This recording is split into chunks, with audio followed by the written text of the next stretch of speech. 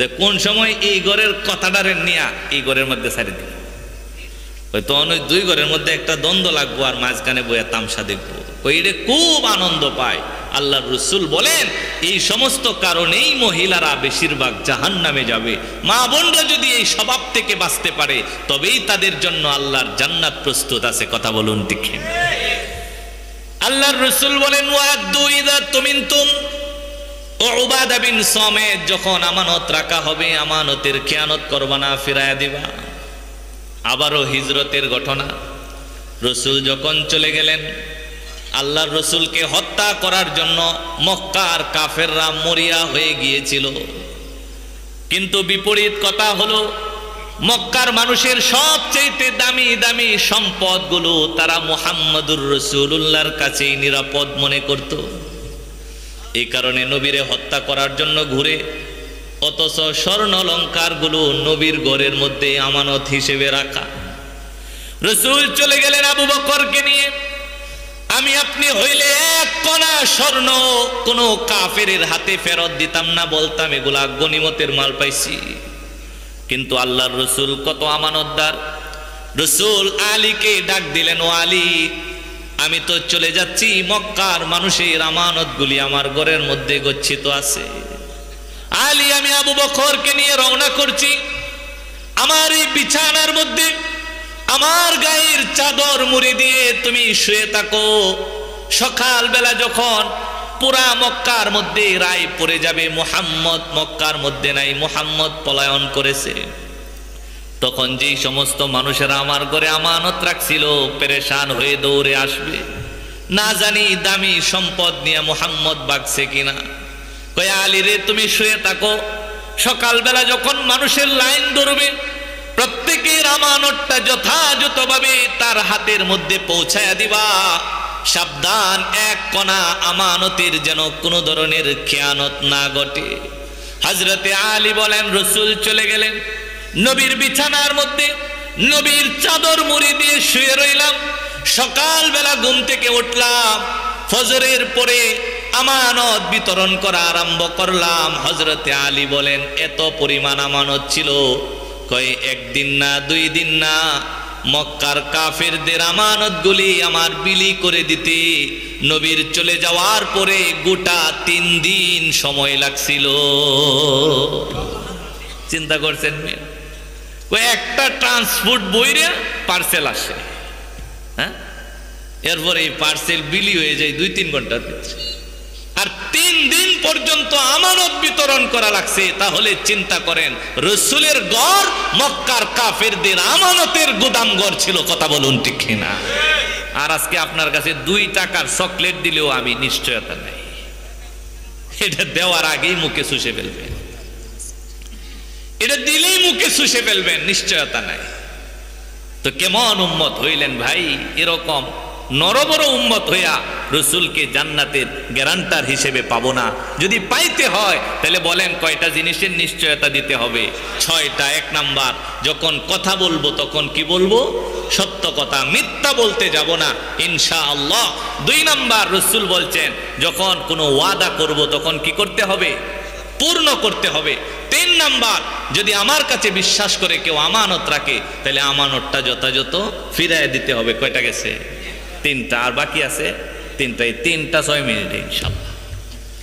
আল্লাহর রাসূল বলেন, ও উবাদা বিন সামিত, গ্যারান্টি দাও 6টা জিনিসের। কথা বললে সত্য বলবা, ওয়াদা করলে ওয়াদা পূর্ণ করবা, আমানত রাখা হলে আমানত যথাযথ ফিরায় দিবা। এরপরে রাসূল বলেন, কথা দাও, ওয়াহফাজু ফুরুজাকুম, লজ্জাস্থানের হিফাজত করবা, আল্লাহর দেওয়া লজ্জাস্থানের হিফাজত করবা। এটা সমস্ত মানুষের জন্য, চাই পুরুষ হোক চাই মহিলা হোক। বলেন যে 3টা আগে বলছি, এগুলার কি পুরুষ মহিলার ভেদাভেদ আছে? কথা কি সবাই বলে না? ওয়াদা কি সবাই করে না? আমানত কি মহিলার কাছে কেউ রাখে না? তার মানে এগুলা সবার জন্য ওপেন, সবার জন্য সুযোগ আছে। লজ্জাস্থান পুরুষেরও আছে মহিলারও আছে। রাসূল বললেন, কথা দাও, ওয়াহফাজু ফুরুজাকুম, লজ্জাস্থানের হিফাজত করবা, আজাগাই কুজাগাই লজ্জাস্থান ব্যবহার করবা না, হারাম পাত্রে ব্যবহার করবা না, হালাল জায়গায় ব্যবহার যদি করতে পারো আর হেফাজতের নিশ্চয়তা যদি দিতে পারো, আমি রাসূল তোমার জান্নাতের নিশ্চয়তা দিয়ে দিলাম। চিন্তা করেন কত বড় সুসংবাদ। রাসূল বলেন 5 নাম্বার, ওয়াগুদ্দু আবসারাকুম, এই চেহারার মধ্যে দেখার জন্য আল্লাহ রব্বুল আলামিন 2টা দামি দামি লেন্স লাগায়া চোখ বানাইছে। এমন চোখ বানাইছে কয় 1 লক্ষ কালার যদি এক জায়গায় জমা হয়, আমার দিকে ফিরেন, 1 লক্ষ কালার যদি এক জায়গায় জমা হয়, এরপরেও প্রত্যেকটা কালারকে আলাদা করার ক্ষমতা আল্লাহ রব্বুল আলামিন এই 2 চোখের ভিতরে ঢুকায়া দিছে। এমন দামি চোখ আল্লাহ রব্বুল আলামিন দিছে। কই যার চোখ সুস্থ সে বুঝে না, যার চোখ অসুস্থ সে হারে হারে টের পায়। আল্লাহর এক একটা নিয়ামত হাজার লক্ষ কোটি কোটি মিলিয়ন দিও পাওয়া যাবে না। আল্লাহর রাসূল বলেন, উবাদা বিন সামিত কথা দাও, ওয়াগুদ্দু আবসারাকুম, আল্লাহর দেওয়া চোখগুলিরে হেফাজত করবা, নাজায়েজ জিনিসের দিকে চোখগুলা দিবা না। আমার ভাই বাস্তবতা যেটা বলা লাগে, বিশেষ করে যেহেতু আমার যুবক ভাইয়েরা আছে, আপনাদের সমবয়স্ক আমি, আমার সমবয়স্ক আপনারা, বর্তমান সময়ে যদি চোখের গুনাহ 100 হয় প্রতিদিন, তাহলে আমি যেটা দেখেছি 100 গুনার মধ্যে 80টা গুনাহ হয় মানুষের ফেসবুক থেকে। কথা ঠিক কি ঠিক? এই মোবাইলের মধ্যে ফেসবুক থেকে এটা স্ক্রল করলে প্রত্যেক আঙুলের ইশারায় 10টা করে গুনাহ। জোরে কোন ঠিক কি ঠিক না? এটা কি বাস্তব না অবাস্তব? এই ফেসবুক যদি কেউ না চালায়, তাহলে আমি গ্যারান্টি দিব তার দৈনিক যদি 100 গুনাহ হয়ে থাকে এখন, তাহলে 80টা কমবে যাবে। আর এই ফেসবুক চালাইলে যে আহামরি লাভ এমনও না। এলাকার 90% যুবক হলো এরকম, এই তালেও নাই ওই তালেও নাই, খালি স্ক্রল করাটা বুঝে আর কিচ্ছু বুঝে না। কথা কোন ঠিক কিনা? আইডি একটা বানাইছে, কয় আজকে যাচ্ছি জঙ্গলবাড়ি, কয় এটা আপলোড দেওয়ার লাগবে। জঙ্গলবাড়ি গেছে, এটাও কি দিব, আপলোড দিব। পরে এর মধ্যে 19টা কমেন্ট, 16টা শেয়ার আর 31টা লাইক আইছে। কমেন্ট কি? কয় চমৎকার, নাইস, বিউটিফুল, হ্যাঁ, এক্সিলেন্ট, হ্যাঁ, ভেরি নাইস, মাশাআল্লাহ, আলহামদুলিল্লাহ। আচ্ছা কোন আপনার কি লাভ হয়েছে? কোন কি লাভ হয়েছে এই কমেন্টগুলি পাওয়ার পরে? কোনো লাভ হয়েছে? অ্যাকাউন্টে টাকা আসছে? কিচ্ছু না। আপনি যেটা চালান আমিও এটা চালাইছি, বেশ কয়েক বছর চালাইছি। পিরামিডের সামনে, পিরামিড তো পৃথিবীর 7টা আশ্চর্য জিনিসের মধ্যে একটা হলো পিরামিড। এটা নিজের চোখে না দেখলে বর্ণনায় বুঝবেন না। সেই পিরামিডের সামনে বৈশা একটা ছবি তুলছি, তুললে ফেসবুকে আপলোড দিছি, মানে খুব মন চাইছে দিছি। হ্যাঁ, আপনাদের যেমন একটা ইচ্ছা হয়, আমার হয়েছে দিছি। এই 350-400 মতো কমেন্ট হয়েছে। কেউ লিখছে নাইস, কেউ লিখছে মাশাআল্লাহ, আলহামদুলিল্লাহ, হুজুর কেমন আছেন, এই সে আবি যাবি। তো এখন চিন্তা করে দেখলাম লাভটা হইল কি? কোনো লাভ হয়েছে? কিন্তু এইটাকে কেন্দ্র করে ফেসবুকে যতবার ঢুকে প্রত্যেকটা যুবক গুনাহ নিয়ে বাহির হয়। চোখের গুনাহ ছাড়া ফেসবুক থেকে বাহির হওয়ার সুযোগ পৃথিবীর কোনো যুবকের কাছে নাই। কথা বলুন ঠিক না? আপনি আমারে কি বুঝাবেন? এটার অ্যালগরিদমটা এমন ভাবে সাজানো হয়েছে যে আপনি স্ক্রল করবেন আর আপনাকে মুগ্ধ করার মতো জিনিস নিচ থেকে আসতে থাকবে। কয় 5 মিনিটের জন্য ঢুকি, পরে 5-50 মিনিটেও বাইর হইতে পারি না। কথা ঠিক কি ঠিক না? কই যেহেতু বাইর হইতে পারি না, এই কারণে আমি 2 সপ্তাহ আগে ফেসবুকে রিমুভ করে দিছি, আনইনস্টল করছি, দরকার নাই। যেই সময়টা ফেসবুকে যায় এই সময়টা যদি কিতাবে দেই, তাহলে আমার এর চাইতে আরো 1000 গুণ বেশি লাভ হবে। কথা ঠিক না? আপনাদেরও যার যার কাজ আছে। এই ফেসবুকে না গিয়া যদি এই সময়টা অন্য জায়গায় দেন, খোদার কসম আপনি এত শান্তি পাবেন, এত শান্তি পাবেন। আমি নিজে এটার বাস্তব প্রমাণ পাইতেছি। গত 2 সপ্তাহ যাবত আমি বারবার মোবাইলটা নেই ফেসবুকে ঢোকার জন্য, ঢুকে দেখি ফেসবুক নাই।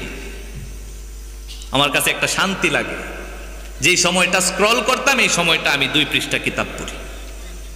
আলহামদুলিল্লাহ আমি ফায়দা পাইতেছি। যুবক ভাইদেরকে বলতেছি, ভাই আল্লাহ রসুল বলছেন ওয়াগুদ্দু আবসারাকুম, চোখগুলারে হেফাজত করো। ল্যাংটা ছবি, এটা যে তুমি দেখতেছো, তোমাকে আল্লাহ দেখতেছে, প্রমাণ আছে তো। ইন্নাহু, হ্যাঁ, বালা ইন্না রাব্বাহু কানা বিহি বাসীরা। তুমি কি চিন্তা করছো যে তোমারে কেউ দেখে না? আল্লাহ কই, যেদিন বাবার পেট থেকে 1 ফোঁটা বীর্যের ভিতরে করে মায়ের রেহেমে গেছিলা, সেদিন থেকে আমি আল্লাহ তোমারে নজর দিয়া রাখতেছি। যেদিন 1 ফোঁটা বীর্যের ভিতরে তোমার অবস্থান ছিল, নাপাক 1 ফোঁটার ভিতরে যেদিন তুমি ছিলা, সেদিন থেকে আমি আল্লাহ তোমারে দেখতেছি। কই কোন দিন পর্যন্ত দেখবো? যেদিন 4 জনের কাঁধে করে নিয়ে আয়সা 3.5 হাত মাটিতে শোয়া দিব, ওই দিন পর্যন্ত 1 সেকেন্ড সময়ের জন্য বান্দা তুই আমার দৃষ্টির বাহিরে যাইতে পারবে না। বালা ইন্না রাব্বাহু কানা বিহি বাসীরা।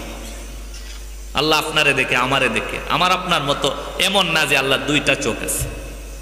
আল্লাহ সব দেখে, যেটা গোপন সেটাও দেখে, যেটা বাহ্যিক সেটাও দেখে, যেটা আলোতে সেটাও দেখেন, যেটা অন্ধকারে সেটাও দেখেন। আল্লাহ সব দেখেন, যেটা আমার মুখে সেটাও দেখেন, যেটা আমার অন্তরে সেটাও দেখে। কথা বলুন ঠিক ঠিক।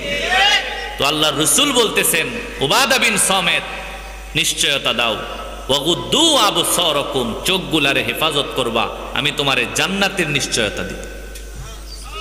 6 নম্বরে আল্লাহর রসুল বলেন, ওয়াকুফু আইদিয়াকুম, ও উবাদা বিন সামিত, কথা দাও, আল্লাহ তাআলা যে 2টা হাত দিছে, এই 2টা হাতের সংযত রাখবা। কই পান থেকে চুন কষছে, পেশির মধ্যে শক্তি আছে, অমনি মুরব্বীর গালের মধ্যে তাপ্পর একটা লাগায়া দিছো, কই জুলুম। আল্লাহর রসুল বলেন, কালকে